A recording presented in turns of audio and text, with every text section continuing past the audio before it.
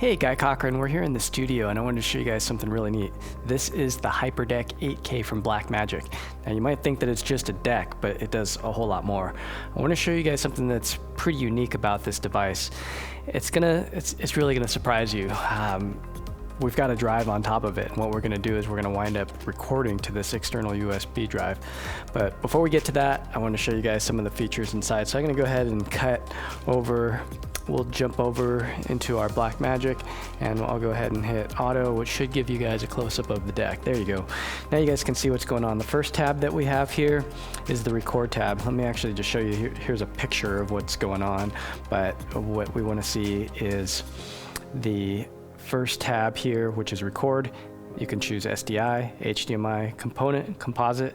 You can also choose your codec, ProRes in HQ 422, LT. You can also choose H.265 and high, medium, and low.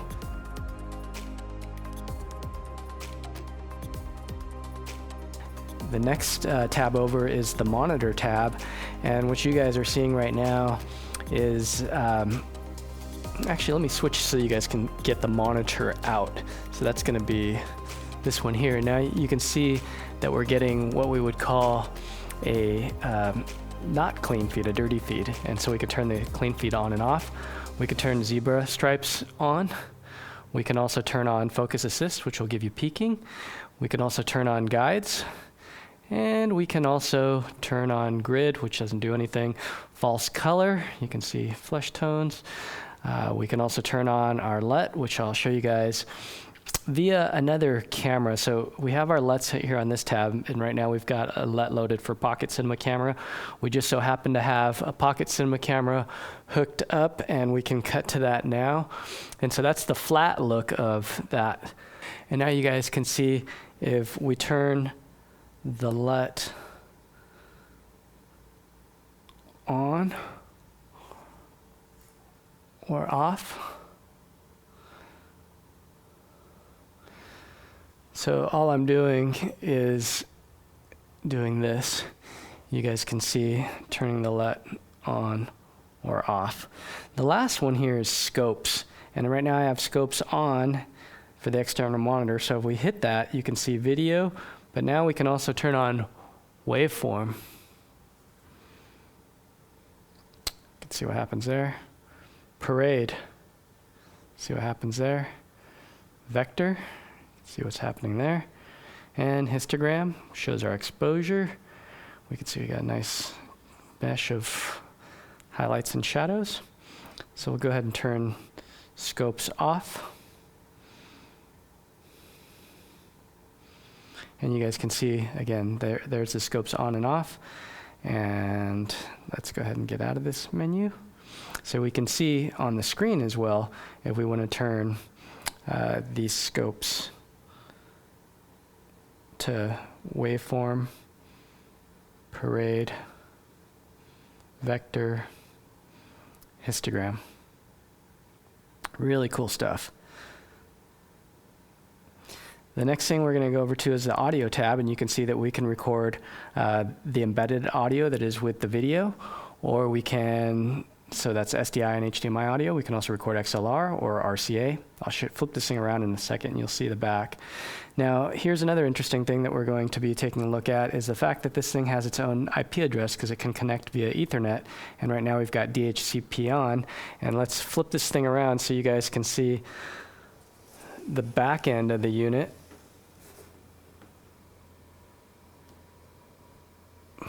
So that Ethernet port that I was talking about, this is a 10 gig Ethernet port. The big deal about this being a 10 gig Ethernet port is that we can have this drive show up on the network.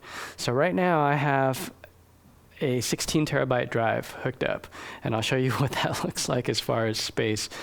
It can hold a lot, about 40 hours I think that it's showing right at the bottom. Actually, we've got it, you guys can see it right now. It says, let's see, it says 99 or so. What does it say? Let me actually kick it over, and you guys can see it says 99 hours at H.265 and 4K. That's H.265 high. So this just blows my mind that we can store that much footage on a network. So anybody in the building or anybody that's on your set, if you create your own 10G or even just gigabit Ethernet, depending on how fast you want to transfer these files, but it's just mind-blowing. So let's walk through the back here. We've got the ability to power it out in the field, and let me cut to the close-up so you guys can see. We've got 4-pin XLR, remote, RS-232 to be able to have deck control in and out. We've got timecode in and out. We've got channels 1 and 2 for analog audio, 3 and 4 for analog audio. That's in and out. We've got ref. We've got Ethernet. We've got HDMI in and out. That's 8K. We've got monitor, which is what you guys are seeing. So this is what you guys are seeing, so we can have the clean feed or the dirty feed out. And then we've got our HDSDI in, and this is 4 HDSDI ins and 4 out for 8K. Now let's flip this device back around so that you guys can see something pretty neat. Let's talk more about the record function. Now in here, you have a CFast that is able to show up as a recording option. So there's 2 CFasts. Now you'll be able to see that this codec under Media 1 is going to give us 15 minutes on this 128 gig card. You can also see that this LUTS drive is going to give us 40 hours. And that's, again, connected via USB-C. That's this device right here. That's crazy. I mean, 40 hours of LUTS. Now, take a look at this. You also see this cache. Now, I installed some cache. This is another interesting feature. This is a 1 terabyte NVMe M.2 stick of, it's almost like RAM, it's SSD, but you can install this underneath. So underneath, you flip this thing over and you can install this, and now you'll get this cache here that you'll see as we hit record will begin to fill up. And what it's doing now is it's writing to that very fast cache that you're seeing right here. And you're starting to see it go tick down. But it hasn't even touched the drive yet. So this drive it's a spinning disk drive. So what it's doing is it's spooling up, and we would have missed the beginning of that take. But instead it's going to cache, which is right there, and it is dumping it down to the LUTS. You can see down there. And so if we actually hit stop recording, you're going to be able to see that it's green right now up there on the cache, and then it's red down there, and it's going to keep dumping that down until it's complete. Now watch what happens as it's green here, dumping down to here. It keeps going and going and going until it has purged all of that cache and written it to the LUTS like you see there. Very cool. So now the question you're asking is, how does that work on the network? How can I pick those files up? I'm glad you asked. We've got this computer over here where we can cut to camera 4, and you guys can actually see my background. Actually, in the media players tab over here, your Hyperdeck will show up, and all your clips, and you can play, and you can start and stop record, all from right here on the Hyperdeck. But what we want to do is we want to go ahead and minimize this, jump over to FileZilla, and FileZilla will allow us to, let's see, FileZilla, where is FileZilla? FileZilla.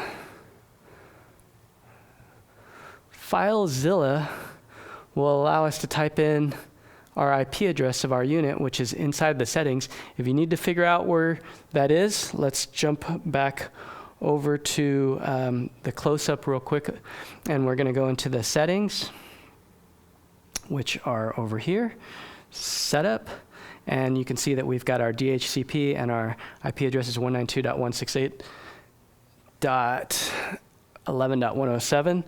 And so we're going to jump back over to here, and you guys are going to see that I can connect. It's going to show up on the network. Now, number 1 is our compact or our CFast card, and number 3 is our external LUTS. So if we go inside there, we should see the file from today, which I've done a couple today. Here's the one, and we can double click on it, and it will begin to transfer over. You can see it transferring down below, and it is going pretty quick. This is just at the speed that this is moving at right now is just at the gigabit speed for this network. My iMac Pro has 10G. I can do a direct connect. Once we get our switch updated, we can do 10 gig, and this will go 10 times faster. So it should be finished here in just a second. It is almost done. And again, this is one of the most incredible things about this setup, is that we can share these files instantly. So imagine having a 96 terabyte drive, and imagine, there it goes, it's done. Imagine having a 96 terabyte drive and being able to copy all this footage over. Let's say, for instance, you're a news organization. You have tons and tons of archive footage. You can bring it all in and leave it all online and have it all just constantly being ingested, and then people can pick it up and you can go ahead and meta tag it and all that. So overall, just a crazy cool device. I am really super impressed with the Blackmagic 8K. If you guys have any questions about it, leave them in the comments below. Would love to be able to help you out. Again, this is Guy at the DVD Store Theater Studio, and glad to be here, glad to be able to help you guys out. So again, if you have any questions, let me know and I will fire up this machine and we'll see if I can get them answered. All right, cheers.